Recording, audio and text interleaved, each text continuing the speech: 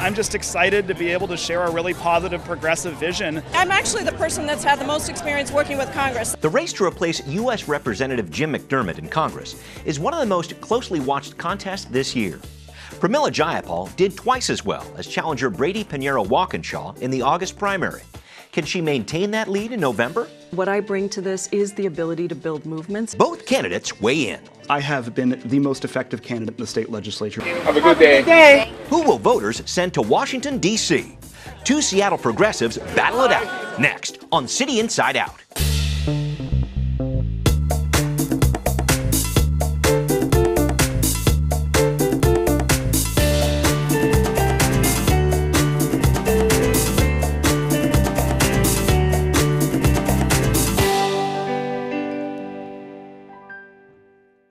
Welcome to City Inside Out. I'm your host, Brian Callanan.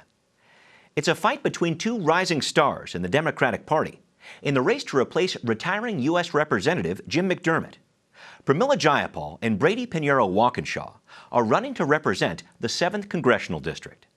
Neither candidate has a long record of service as an elected official, but both have deep support from progressive political sources in the battle for a seat in the U.S. Congress. Why is Pramila Jayapal smiling? It might be because she had double the votes of her closest competitor, Brady Walkinshaw, in the August primary race for U.S. Congressional District 7. I think people really responded to the message of making sure that we represent working people across this district. Jayapal has been a state senator for the 37th District, covering central Seattle down to Renton since 2014. Welcome! But now, this longtime advocate for immigrant rights, higher minimum wage, and low or no-cost college tuition has her sights set on representing the 7th U.S. Congressional District, an area from Edmonds through most of Seattle and out to Vashon Island. How are you? Retiring U.S. Rep. Jim McDermott, a longtime progressive firebrand, has held the job since 1989. I believe that my track record of delivering results as an advocate and as a legislator in a Republican-controlled Senate as a legislator has really prepared me to take on this role. If elected, Jayapal would be the first Indian American woman in Congress and the first ethnic minority and the first woman to represent our state's 7th district. Breakthroughs that she says are long overdue. I think if we had more women in Congress, we would have affordable child care already passed. We would have a higher minimum wage. We would have paid safe and sick days. Jayapal is endorsed by Vermont Senator and former presidential candidate Bernie Sanders, former governor and U.S. Ambassador Gary Locke, and the Stranger newspaper. In a 9-way August primary, Jayapal won about 42% of the vote and, as of mid-September, has raised about $1.9 million for her campaign. As one of President Obama's champions of change, Jayapal says she's a movement builder who has created a campaign with broad support. I'm going to make sure that we're expanding access for women, for people of color, for workers across the country, and I'm really looking forward to that. The race is going really well. Brady Walkinshaw may have an uphill battle to gain votes, but he says he's keyed in on the pulse of the 7th District. I believe strongly that the biggest issue that we face as a generation and over the next 10, 20, 30 years is reversing the impact of climate change in our communities. Walkinshaw worked in international development at the Gates Foundation before he was appointed to the State House of Representatives in 2013 to represent the 43rd District, an area from roughly the U District into downtown Seattle. It would be easy to do. He says his work on climate change, homelessness and mental health issues, and fair wages shows his ability to collaborate across the aisle. From a district like this, we need a member of Congress who's willing to work with everyone. If Walkinshaw, a gay Cuban American who lives on Capitol Hill, is elected, he'd be the first openly gay member of Congress from Washington and the first Latino Democrat from our state to hold a federal office, an important part of his campaign. 16-17% of our country right now is Latino. It's important that we represent the diversity of our own communities in public office. So I believe it does matter. Walkinshaw is endorsed by former Democratic Congressman and gay rights advocate Barney Frank, primary challenger and King County Council member Joe McDermott, and the Seattle Times newspaper. Have a good day. Walkinshaw won about 21% of the vote in the August primary and, as of mid-September, has about $1.4 million in his campaign coffers. Raised in Whatcom County, Walkinshaw says he's the right person to represent the needs of our state at the national level. We need a member of Congress who's able to build the bridges, to do everything to advocate for funding for the Ballard locks when we replace them, to accelerate the development of light rail in our communities. Next stop, Election Day, November 8th, where only one of these progressive candidates will get their ticket punched to serve as our next 7th District U.S. Congressperson. And we have both candidates here to talk a little bit further about this race. Had a coin flip before the show. Pramila, you'll go first. Why are you running to represent the 7th Congressional District? Well, thanks so much for having me on. I really appreciate it. I'm honored to be in the race, and I'm running because I really believe we need more people of principle in power, and we need to really have somebody who represents the working people, middle class, folks who are striving to get into the middle class across this district and across the country. A lot of people in Seattle know me for a number of different things that I've worked on over the years, challenged the Bush administration after 9/11 and successfully stopped thousands of deportations across the country, including many here in the region. Was on the police chief search committee, was actually the co-chair of that brought in Kathy O'Toole, was on the key leader of the minimum wage, raising the minimum wage to $15, led the largest voter registration drive in the history of the state, and founded One America and was the executive director for 12 years, fighting for immigrant rights right here in the state as well as at the congressional level. I feel like my time has shown that I can deliver results, that I can mobilize people to really build a strong progressive movement, and to make sure that we really make sure that this economy does not stay rigged against regular folks. Thanks very much. Brady, you're next. Why are you running for this position? Well, it's great to be here. Thanks for having me. I'm running for Congress because I love the Northwest. I'm a fifth-generation Washingtonian on my dad's side. He's worked his career in agricultural education. My mom came to this country from Cuba in the 60s. She's been a lifelong public school teacher. And I grew up in a really rural part of our state. I grew up in rural Whatcom County, in an area where about half the kids I came into school with didn't graduate from high school. Spent the last decade of my life working in some of the most impoverished corners of our planet, from urban slums in Honduras to the several years at the Gates Foundation working in coffee fields in Ethiopia. And I came home to the Northwest because I believe that the values, the innovation, the opportunity that we have here in our home is extraordinary. And if there's a place that can lead in making this country better, it's our home. And the first thing I did when I came into the legislature in Washington State was my husband and I jumped in our Subaru, drove across to the east side of the mountains to meet with colleagues from across the aisle in their home districts. And they all said, we've never had a Seattle liberal come and visit us in our homes. And that's how we built bridges to pass some of the most important legislation we've passed in the state over the last several years on mental health reform, on reforming our state's criminal justice system. And that's the kind of bridges I've built. That's the kind of effective leadership that I'm going to bring to Congress to represent our extraordinary home. Thank you very much for that. I think it's safe to say both of you are progressive candidates. I don't think I'm going to get any arguments on that one. But I want to take a look at how you framed your campaigns, how you'd like the public to perceive them. Brady, I'll start with you here. I know you've said a few times in the past few months that you're trying to help our local area. The Seattle Times, I know, endorsed you by saying we need a locally focused representative. You're running for a position in the U.S. Congress, but I keep on hearing this word local. Why? Yeah, well, look, I mean, you're absolutely right. We're both progressives in this race. And the question, I believe, is who's going to be an effective partner to our community here in the Northwest to deliver on our needs and to carry our values to Washington, D.C. So I would say really three critical things. One is I'm a bridge builder, and that's why so many of my colleagues in the legislature who serve with both of us have stood behind my campaign. That's the first, and I've gotten things done. The second is I've been the environmental candidate in this race. From day one, I have been talking about the need to put a price on carbon. My husband's a marine biologist. We went on our first dates out in tide flats of the Puget Sound. And this is something I wake up to and go to bed to every night, is believing that the generational struggle we have is to address climate change.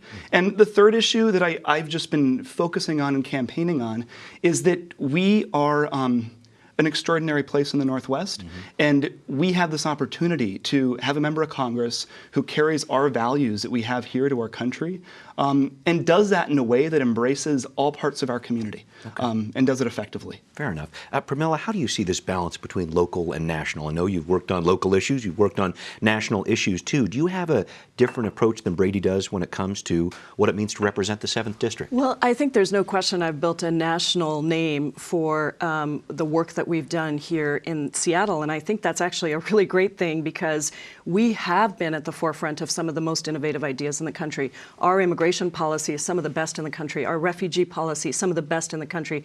$15 minimum wage, first place to pass a first state to pass a $15 minimum wage.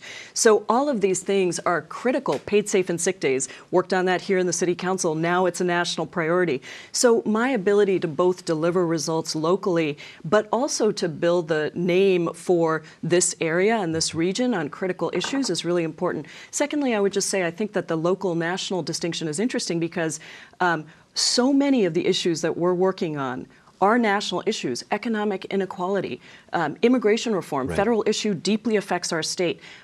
Climate is certainly a national issue. It's not a local issue. International issue too, international issue as well. Yeah. So the reality is we need somebody who is going to deliver, and my track record is of delivering. And you know, just talking about being able to build bridges, working on immigration reform, I brought in Republicans, the Chamber of Commerce. We built an amazing coalition of people across the spectrum. And I actually worked on pieces of the bill that did pass the U.S. Senate with 67 bipartisan votes. Seattle Police Chief Search Committee. I chaired that Police Chief Search Committee. We had very diverse perspectives. At a very difficult time, I brought everybody to consensus in order to move forward on one choice for the police chief.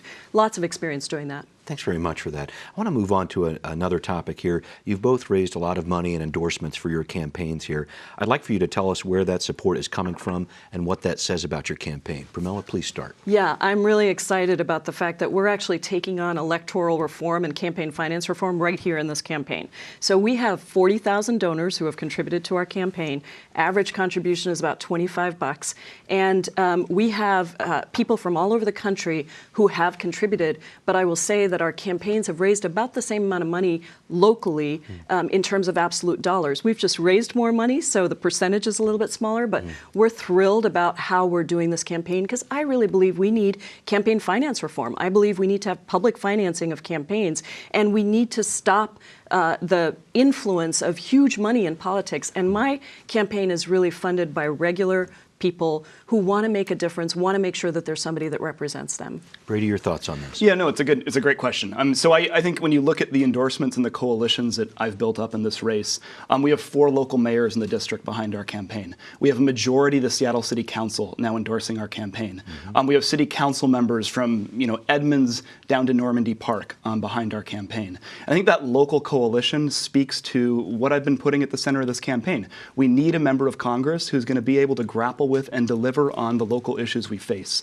And so, when I knock on doors in Wallingford, I was out a couple days ago, when I knocked on doors in Wallingford, the first questions that I get are, how is the federal government going to partner with us in solving our mental health crisis? How is the federal government going to partner with us in solving homelessness? And those are the sorts of issues I've led on. I was a States Housing Alliance Legislator of the Year last year. I worked alongside a broad coalition in passing Joel's Law, which really reformed our state's mental health system. But when Senator Jayapal brings up this question about financing, I mean, it's a fair question. We have raised over 80% of our resources in this campaign from inside the state of Washington, and the majority of that coming from the district that I seek to represent. I think there's a contrast there. I mean, if you look at Senator Jayapal's financing of her campaign, you have over 70% of that coming from outside of the state. That's actually not true. Crosscut had to change the numbers because they got them wrong. So referring to a Crosscut article, please let's engage this. They showed that the numbers were wrong. So just wanted to correct that. Please. Well, I mean, I would actually, I think it's a fair question. I mean, Senator Jayapal hasn't reported the sources of about half of her contributions to the campaign, which are unitemized.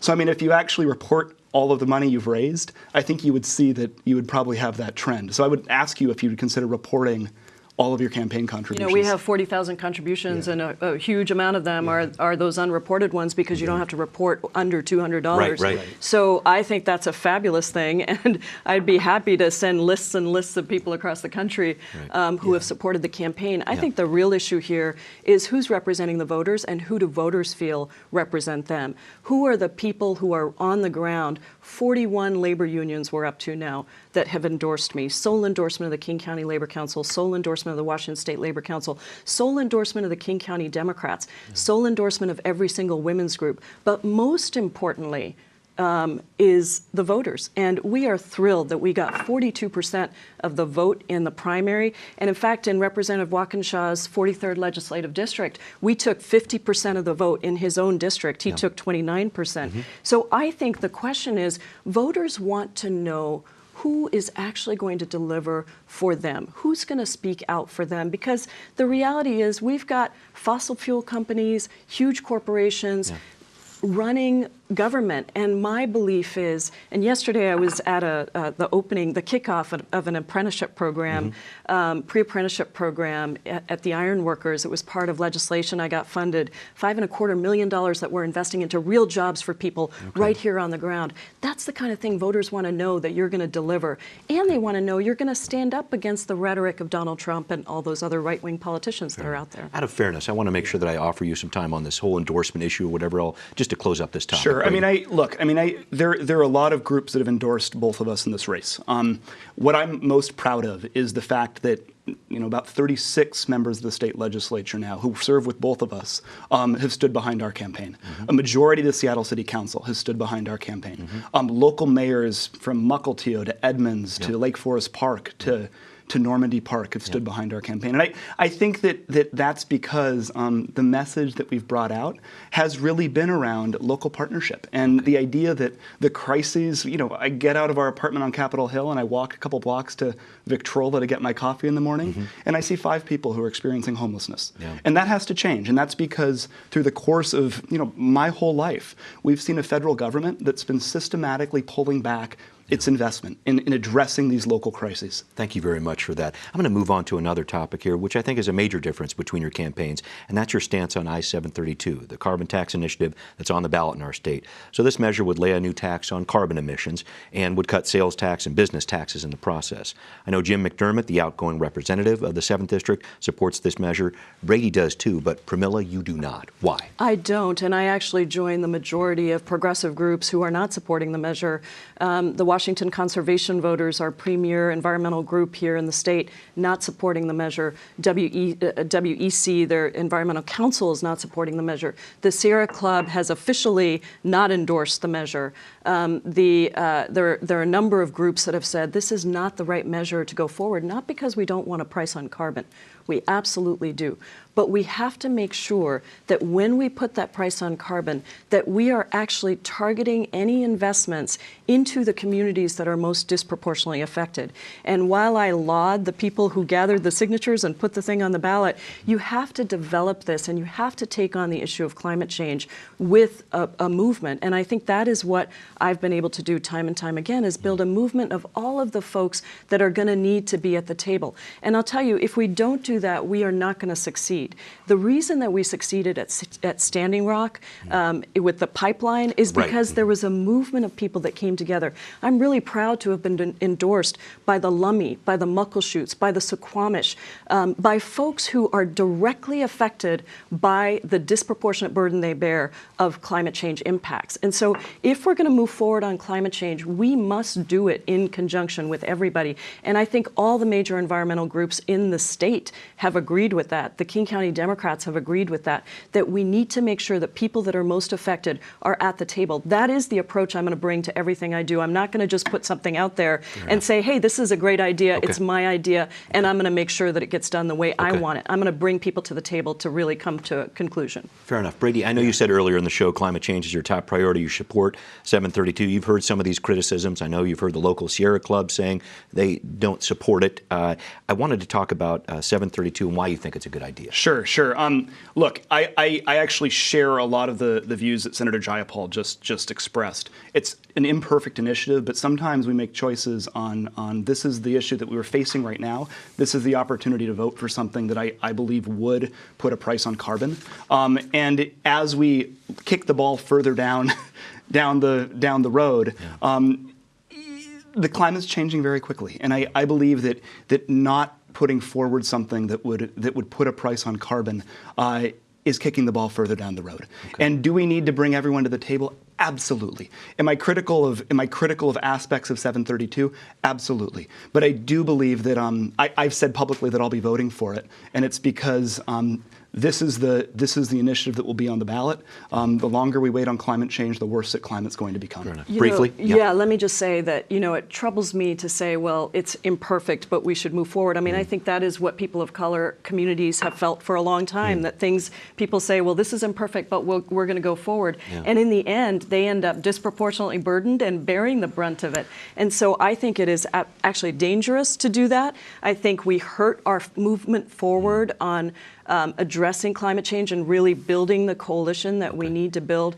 And I think Representative Walkinshaw is actually kind of alone on this issue in terms of pushing for it, because we have way too many of our partners who are saying this is the wrong thing for us. Not that we don't want to put a price on carbon, but we have to do it right. There is way too much at stake, and we cannot afford another situation where the people who are most burdened actually have to bear the brunt. I'm not sure about alone, because I know the Audubon Society here locally has been talking about this, and I want to make sure that, Brady, you respond to some of this. Yeah, I mean, several state legislators have come out in support of it.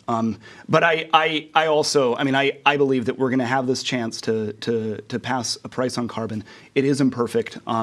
I believe we need to build that coalition and that movement to make it so that it is improved. But I think it would be a lost opportunity to see a price on carbon go down at the ballot. Fair enough. I'm going to switch gears and talk about a recent ABC News poll showing the top 3 priorities for people nationwide here. They said the top 3 priorities were the economy, terrorism and national security, and corruption in government. Do those priorities match up with yours, the priorities of the 7th District? Brady, you start, please. I think this is what struck me so strongly in this campaign, is when I'm out at the doors, when I'm out speaking with people in the community, as we have our tons of local gatherings across the district, the priorities that I hear come up are 3 priorities. One is fixing the housing system in our community, making it so that, we just saw the study come out today, actually, in the census that showed that the median income now in Seattle is $80,000. Right? And if you look at what that is for African American families, if you look at what it is for Latino families, I believe it was $47,000 for Hispanic families. It was $37,000 or $39,000 for African American families, and that's unjust and it's wrong. And I believe we need to push forward the federal policies that make it so that people can afford to live and work in the same community. So one, I hear about housing and homelessness. The second I hear about is transportation and transit, and the third I hear about is environment. I mean, those are the local issues that I hear about when I knock on doors in this community, and that's why we put that at the forefront of the campaign. Pramila, talk about your priorities, please. Yeah, it really is. The economy is absolutely number one. People, and there's a lot of things that go along with that, but people want to know that they are going to earn enough money to, if they're working 40 hours a week, they want to earn enough money to have a roof over their heads and food on the table. They want to make sure that they can send their kids to college. The average college student graduating with $40,000 in debt. So not only is it a burden for young people, we're driving them away from education, but it's also a burden for their parents. Those are critical issues. I would say the other piece that people are really thinking about is this rigged economy. How do we make sure that corporations are actually paying their fair share so that people can get the investments in transit, in transportation, in housing, in mental health that are really essential. And so that, if you look at corporate revenue, income tax revenue as a percentage of GDP, it's gone from 6% to 2%.